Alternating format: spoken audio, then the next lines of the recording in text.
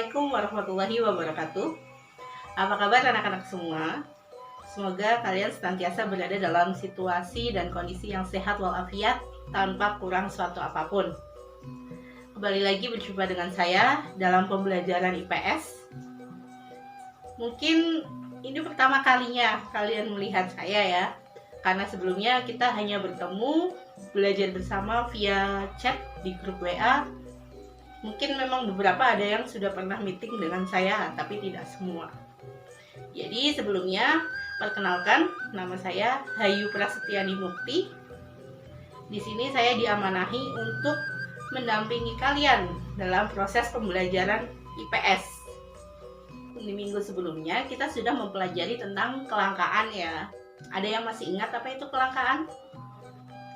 Sebuah situasi atau kondisi tidak seimbangnya antara jumlah alat pemenuhan kebutuhan manusia dengan jumlah kebutuhan manusia yang tidak terbatas. Lalu, apa sih yang akan kita pelajari hari ini? Ada yang tahu? Sebelum kita masuk ke materi pembelajaran kita hari ini, saya ingin bertanya satu hal. Sudahkah kalian makan hari ini? Ada yang menjawab sudah, ada yang menjawab belum. Untuk yang belum makan, silahkan kalian segera makan. Nanti kalian lapar. Nah, kira-kira apa sih korelasi antara pertanyaan sudah makan dan belum dengan materi yang kita akan pelajari? Tujuan pembelajaran hari ini adalah mengklasifikasikan macam-macam kebutuhan dan juga mendeskripsikan tentang penerapan macam-macam kebutuhan. Untuk materi yang akan kita pelajari hari ini ada dua. Yang pertama, macam-macam kebutuhan. Yang kedua, penerapan macam-macam kebutuhan. Untuk macam-macam kebutuhan sendiri terbagi menjadi 4. Kebutuhan menurut tingkatannya, kebutuhan menurut sifatnya, kebutuhan menurut waktunya, dan juga kebutuhan menurut subjeknya. Namun, sebelum kita bahas satu persatu, saya ingin bertanya, apa sih kebutuhan itu? Ada yang tahu? Apa pengertian dari kebutuhan? Kalau ada yang tahu, silahkan komen di bawah. Itu akan menjadi nilai plus untuk kalian. Nah, sekarang kita bahas bersama-sama ya. Kebutuhan sendiri itu berasal dari kata butuh yang memiliki arti perlu atau penting. Jadi yang dimaksud dengan kebutuhan adalah segala sesuatu atau setiap hal yang diperlukan oleh manusia untuk bisa bertahan hidup. Jadi, tanpa adanya kebutuhan, tentu manusia tidak bisa bertahan hidup.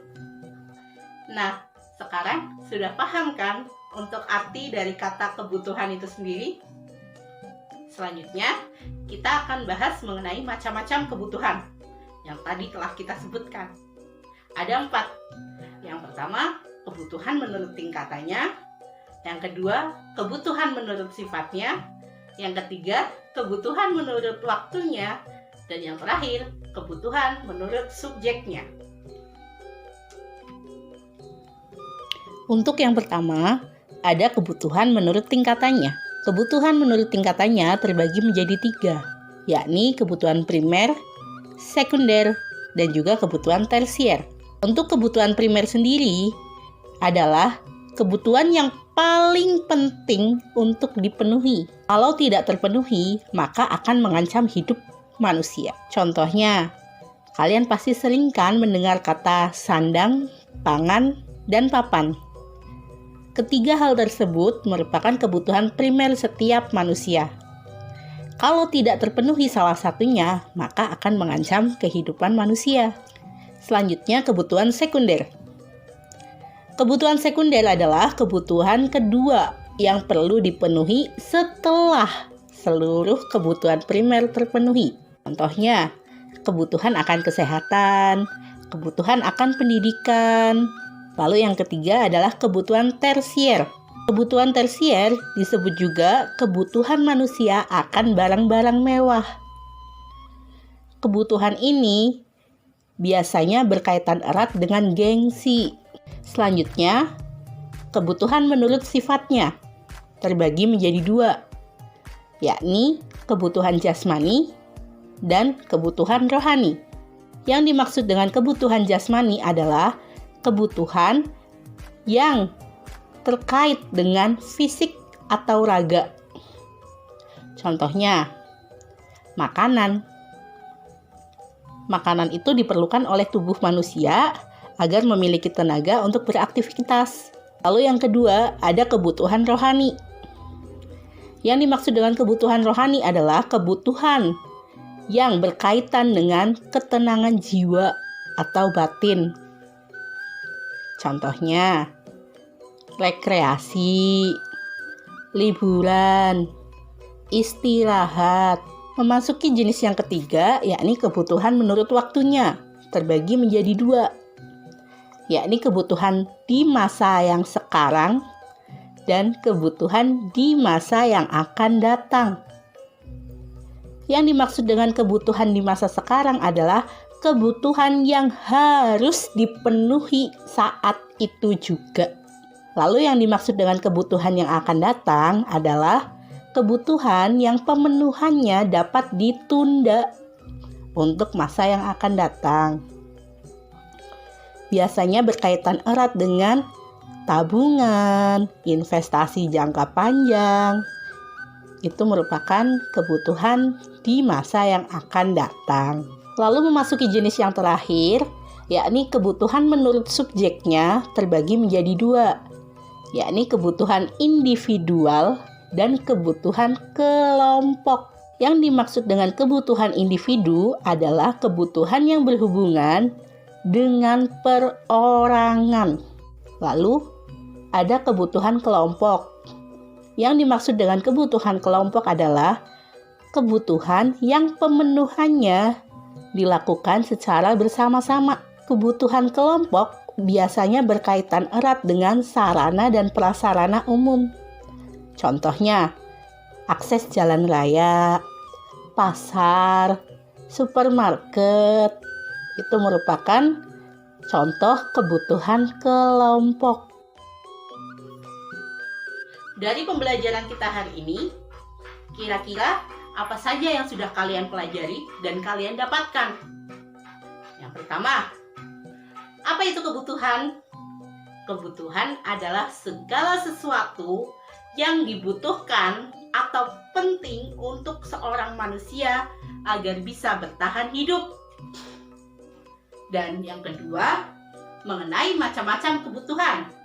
Macam-macam kebutuhan terbagi menjadi 4. Kebutuhan menurut waktunya, kebutuhan menurut subjeknya, kebutuhan menurut intensitasnya, dan kebutuhan menurut sifatnya. Sampai sini paham? Kalau ada yang masih belum dipahami, kalian bisa langsung menghubungi saya secara pribadi. Dari pembelajaran kita hari ini, saya harap anak-anak semua bisa semakin pintar membedakan antara kebutuhan dan keinginan. Bisa semakin bijak dalam mengelola barang-barang yang ada. Jadi, kita harus bisa bijak dalam bersikap. Selanjutnya, untuk tugas kalian, saya ingin kalian menuliskan jenis-jenis kebutuhan apa saja yang kalian butuhkan dalam waktu 1 hari. Jadi dari kalian bangun tidur hingga tidur lagi, kalian itu membutuhkan apa saja sih? Boleh berupa barang, boleh berupa jasa. Silahkan kalian kerjakan, boleh dalam bentuk tulisan tangan lalu difoto, atau boleh juga dalam bentuk ketikan. Kirimkan tugasnya ke link Google Form yang ada di bawah description box. Di description box di bawah ya. Ingat, tetap disiplin waktu. Untuk menutup pembelajaran kita hari ini, mari kita baca hamdalah bersama-sama. Alhamdulillahirabbil alamin. Sekian dari saya, kurang lebihnya saya mohon maaf. Apabila masih ada materi yang belum dipahami, kalian bisa menghubungi saya secara pribadi. Sekian, wassalamualaikum warahmatullahi wabarakatuh.